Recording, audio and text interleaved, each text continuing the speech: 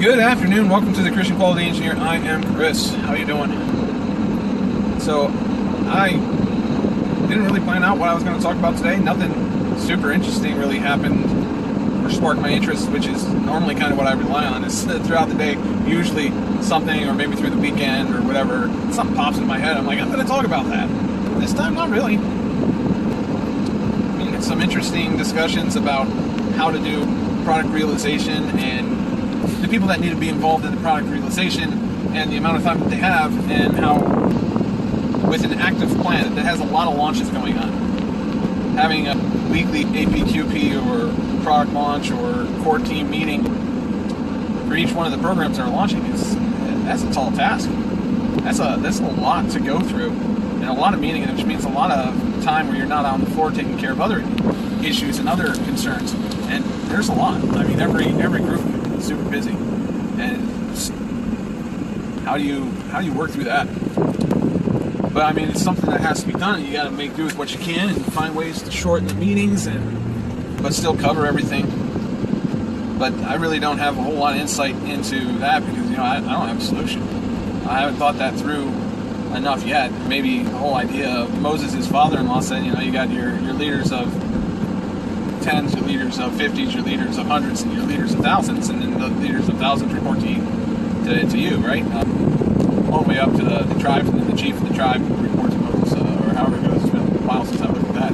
And finding a way to break these down into smaller groups.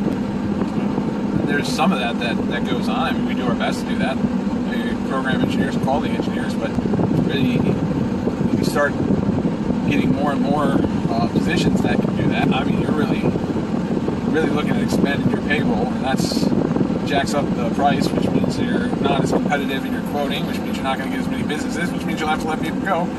And then you go through the cycle of needing people, then not needing people, and it's better to figure out a way to do it without having so many people or using the people that you currently have.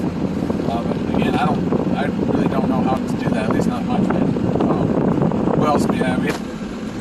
Yeah, I don't know, it's just kind of a normal thing, I guess. I don't have to come up with anything super awesome or cool every time I talk. Some of these ones that I've had recently, I thought they were good topics. I don't know if I communicated clearly or anything like that. I'm sure at some point somebody might stumble on the video and comment.